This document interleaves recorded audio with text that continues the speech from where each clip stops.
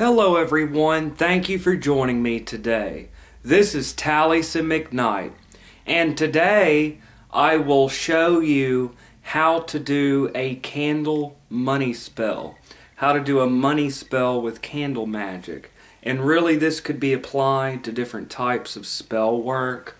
So I'm going to break this down for you guys today. It's very simple. And in my opinion, this is the best form of magic for a beginner.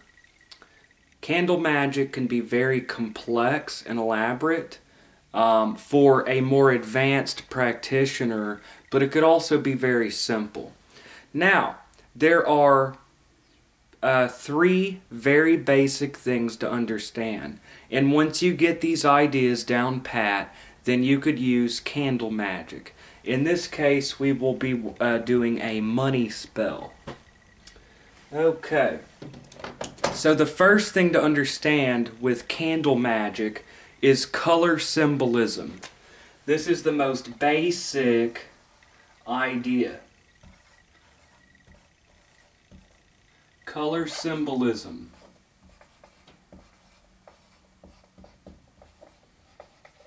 Okay, so this is a way to symbolize your goal. Okay, now green candles are for money. So the specific candle color will represent your desire. It is a representation of your will, of your desire. It is a way to focus and to mark the spell for a specific goal. Now, green is for money, and today we're talking about a money spell. Now, money spell, that's kind of vague. That could mean lots of things. It could be business success. It could be gambling luck. It could be to get someone to return money that is owed to you. So, there are lots, money spell, that could mean a lot of things. But anyways, green is for money. If you're going to do a love spell, then you would use a red candle. Well, red is for passion, sexuality, lust, love. Pink is for really romantic love. So pink, red, blue candles are for peace, healing, peaceful homeworks. So that is the color blue. Purple is for power and authority. It is for domination, things like that. To be noticed by your superiors, stuff like that. That's purple. Orange is for attraction, for self-confidence, for promotions, for charisma. Yellow is for sort of the same goals, and sometimes yellow or gold is used for money or for success, because it is connected to the sun, the color gold or yellow, but also because it's the color of gold. So you get that idea. Green candles are more often used. Black is for curses, negative spells. Again, I'm not encouraging that, but yes, black is for that, but also for protection. White is for blessing. So, the specific colored candle represents your desire. So color symbolism is the first thing to understand in candle magic. Okay, this is a way to focus your will or your intent. Color symbolism. That's the most basic idea in candle magic. Now the second thing to consider is the occult properties of herbs. And in this case, it is an herbal oil. Herbal oils or conjure oils are used to anoint the candle in order to get the occult properties of the herbs into the candle. So that herbs are known to have occult properties to them. Just like medicinal properties, some herbs are for love, some are prosperity, some are for protection. In this case, since it is a money spell, we have alfalfa. Normally I keep my herbs in in jars, in mason jars. But I ran out of jars, y'all. It happens. So I have baggies. Alfalfa. Okay. I have alfalfa. And 5-finger grass. Very good for good luck, prosperity, money. And I also have allspice. Allspice. So in this particular work, these are our 3 herbs. Now how the hell do you make the conjure oil, the herbal oil? This is botanical oil that I had made. Very easy, very basic. This will be my prosperity oil. Now this is made very simply. You simply heat the herbs in the oil. Bam! You've got prosperity oil. It's that simple, y'all. You can use the essential oils, all of that, but very easy. Just get some olive oil and heat the herbs in the oil. Now you don't want to cook or burn the herbs. You just, that would not look right or smell right. You want to just gently heat the herbs in oil. And you could either strain it or you could leave the herbs in it, which is what I usually do. And you can use specific formulas. Some people like to only mix with specific forms of oil. I just use regular vegetable oil. Heat the herbs in oil. You've got your conjure oil. So the 2 basic things of candle magic is the color and the oil, which will be used to anoint the candle. And anointing the candle with the oil is a way to get the occult properties of the oil into the candle. Okay? Now, the third and last thing to understand, and I'm about to go a little bit deeper into this, this is just an introduction. The third and last thing to understand is a statement of intent. Now, in Hoodoo, we usually use prayer and psalms from the Bible. So, Hoodoo is highly influenced by Christianity in the American South. In Texas, Louisiana, Alabama, Mississippi, all over the southern United States, we have conjure. And it is influenced by Christianity. We pray and we use psalms. Now, if you're not comfortable with that, you know, candle magic is practiced in a number of traditions. So if you're not comfortable with that, then a simple statement of intent is used to activate the candle. And it's that basic. Color symbolism, green for money, red for love, purple for power and authority, whatever, white for blessing. Your herbal oil, which gets the occult properties of the herbs into the oil to anoint the candle. And then you have your prayer or statement of intent. Again, we use the Psalms. I like to use Psalm 23. Those 3 things are all you need to do candle magic. So, take a green candle, anoint it with oil. You will pray over the candle, whatever, direct your energies into it. Anoint it with oil, light it, recite a psalm. And it's that simple. Or a statement of intent. Now, a few things I'd like to add to this. First of all, there are several things that you could do. I don't know if you could see this or not, but I have carved a desire into the candle. All you do is you take a needle and you write, gently going down a little bit until you're going around and around and around the candle. So you can write your desire into the candle. Okay. So you can write your desire into the candle. If you're doing a spell for someone else, then you could carve their name around it over and over. So that's another thing that you could do. carve a name or a desire. If you want to, you could carve symbols. In this case, a money spell, so money signs, whatever. And you anoint it with the oil. Now you're going to want to hold your candle and pray over it. Or simply focus on your desire, your goal. You focus on your desire, you visualize your goal, and you push that energy, that goal into the candle. So you focus on your goal and you push that energy, that desire into the candle. So you may see it going into the candle. You push your energies into it. You direct your energies. And also, when working with oils or grinding up your herbs in a mortar and pestle, it's a good idea to direct your energies into it, or pray, or state your intent.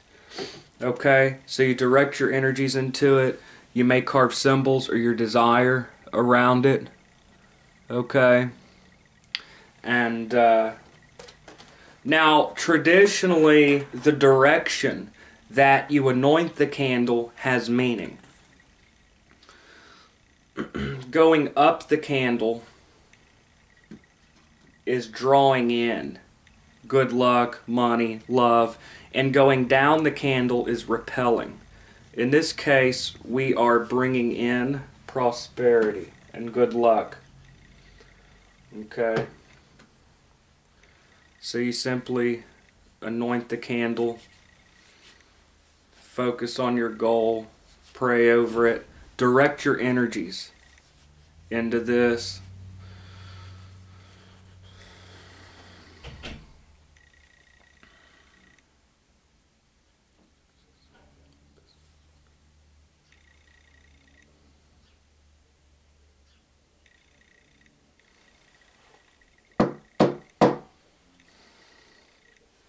Okay, so basically you have your color symbolism representing your desire and directing your energy into it. This is your desire. This is your energy.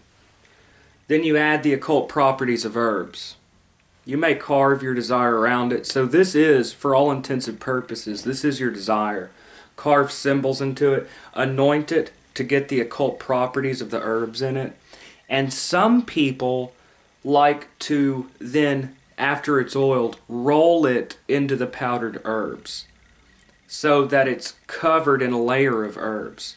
Or since you marked in it, you can dust it off so that the herbs go into the markings. I used to do that a lot myself, but it looks kind of dirty, so I don't do that as much as I used to, but I used to do that a lot. Okay? And then you light your candle.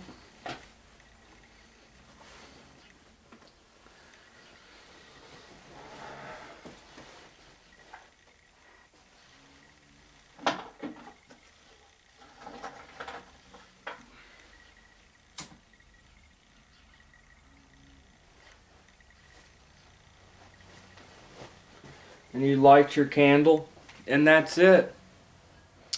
And then you will recite a psalm or a statement of intent. Since I work with the Psalms, I'm going to do Psalm 23. The Lord is my shepherd, I shall not want. He makes me to lie down in green pastures. He leads me beside the still waters. He restores my soul. He leads me in the paths of righteousness for his name's sake. Yea, though I walk through the valley of the shadow of death, I will fear no evil, for you are with me. Your rod and your staff, they comfort me. You prepare a table before me in the presence of my enemies. You anoint my head with oil, my cup runs over. Surely goodness and mercy shall follow me all the days of my life, and I will dwell in the house of the Lord forever. Amen. Now, if you're not comfortable with that, you can just sit in front of the candle, kind of focus on your desire, and you may do a statement of intent, such as, I have a successful business. I have a successful business. I have a successful business. And then you just let the candle burn down, and that's it. Now, traditionally, you never blow out your candle.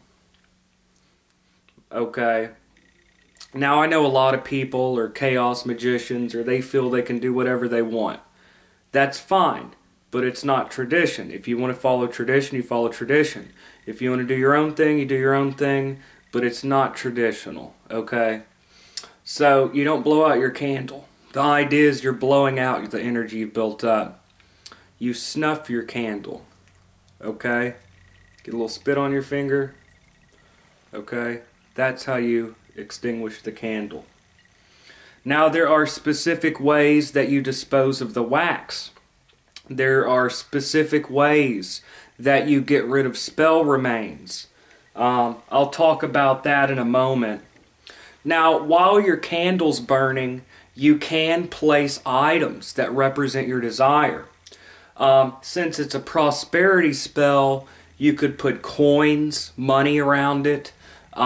You could take tarot cards that represent money, such as the Ace of Coins, the Ten of Coins, the Wheel of Fortune, things like that. If it's a love spell, red candle, love herbs, and you may put the lovers. So you can add things around it that correspond to your goal. If you want to further the symbolism and the things around it, you could take the herbs and burn them as incense. Now, let's say that you're doing a spell for someone else. Let's say you're working for a client or for someone else. In that case, you will need a link to the target. Now, how do you do that? Through hair, fingernails, something that connects to them. These are personal concerns. Hair, fingernails, clippings. These shreds of clothing they wear a lot. These things have that person's energy in it.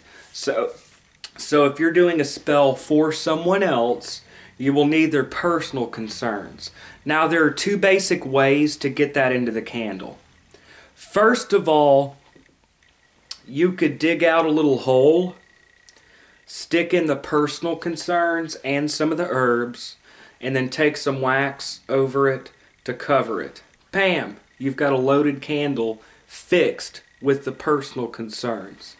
Another option is a name paper, which I've talked about this in other videos. A name paper, you will have that person's name with your name over it, or a command, or prosperous, success, whatever. And that name paper is also a link with hair and personal concerns, and then some of the herbs. This is a name paper, okay? And when you fold it towards you, you state your intent. State your intent. Now, these plates are really good. I like to use clear plates because they're neutral. You could use these for a bunch of different workings. Another thing I wanted to talk about is candle wax divination. A lot of people, when they're done with their candle spell, they like to look at the remaining wax. It's a lot like tea leaf reading. You look at the symbols or whatever you could see in the wax. Or like cloud scrying, whatever. You look for what you see in the wax, okay? If you're doing a love spell and you see a heart, I mean, things like that. You see what I'm saying? So, remaining wax, you may look at the wax. This is for a candle spell that I burned the other night. I could look in here and say, what do I see here? Okay, what do I see? What pops into my head when I look at the candle wax?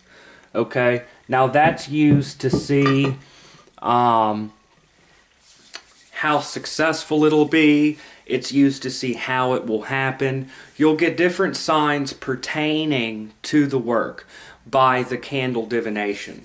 Okay, so that's very popular. When a candle burns down really quickly, when it burns down clean, that's usually a good sign, by the way. If the candle goes out, or If it flickers, that could be someone resisting or the spell being resisted. If it keeps going out, that could be a problem. Now, you know, let's be rational here. It might just be a draft. That's why it's good to have altar candles around it. So, you know, you could see if it's just the wind. And then another case is maybe it's manufactured wrong. These are just ideas. These are just things passed on. So loading personal concerns could be done. Candle divination. There are specific ways that you get rid of spell remains. Now these are the basic ideas. If you understand these three things, that's fine. I'm just going a little deeper here. You could use figure candles. You could do symbolic things with candles to represent your goal. For example, in reconciling two lovers, two red candles, put them closer to each other. Now you could burn your candle all at once. One time. One night. Or you could burn several different candles over a period of time. Or you could snuff the candle and then light it the next night and repeat it. And then snuff the candle and burn it some more the next night. So that one candle can last for a week. Okay? And you could take a needle and stick it in there to mark the different days. That's another idea. A good thing about a name paper, what do you do with the leftover name paper? You could either wait till the candle's about to go out and catch it on fire and burn it in a saucer to get rid of it. You could get rid of the name paper with the spell remains. Sort of like laying a trick in a way. Or you could keep this for future work. Oh yeah, one more thing. If you're doing a spell for someone else with their name paper, or maybe a photograph of that person with their name and birth date on the bottom, and you burn a candle over it, then that is considered burning a candle on him or her. You're affecting that person. Now, it's a good idea to not burn candles right over paper. Fire hazard, right? That's why plates are good. Put it under the plate. Now, disposal of spell remains. Again, some people are chaos. They do whatever feels right. That's great. Now, this is the traditional way. And then there are different traditions, so you can't say the traditional way. But this is one way of doing it. You do not throw spell remains in the trash. You don't do it. There's specific ways. When you bury something in your yard, your home yard, your front and backyard in Hoodoo tradition represents your life. So if you're doing a curse or negative work, again, I'm not encouraging people to do that. You do not bury it in your own yard. That is like burying evil in your own life. So your front backyard represent your life. You bury that shit away from the house at a crossroads or something. Crossroads are great symbols for disposal of spell remains because it represents the intersection of two worlds, the spirit world and the physical world. Okay? If you're doing a spell for a client or for a friend, for someone else, again, you do not dispose of it in your own yard. You don't want someone else's spell in your life. You put that away from the house. Get rid of it at a crossroads. Bury it in the woods, into running water. Spell remains are usually gotten rid of in symbolic, ritual ways, back to nature. And this is, in a future video, I will talk about disposal of spell remains, which is different than laying a trick to do an effect. But anyways, okay, so these are all just different things to consider. Okay? But basically, three things in candle spells. Color symbolism. Green candles for money, red for love, blue candles for peace, white candles for blessing, so black for curses. So the candle color represents your desire. Green is for money. The herbal oil used to get the occult properties of the herbs onto your desire, your candle. Simply heat the herbs in oil. So you pray over it, push your energies, direct your energies into the candle, the right color, anoint it with the proper herbs, and then you light the candle and you give a prayer or a statement of intent. And that's pretty much it. And that is candle magic. Okay, I guess that's enough on that. And that, basically, I told you how to do candle magic in general. But I'm applying it to a candle spell, to a prosperity money spell. Anyway, okay, so, and that's it. And that is how to use candle magic for prosperity. Anyways, thank you for joining me. And once again, this is Taliesin McKnight. And have a great day, y'all.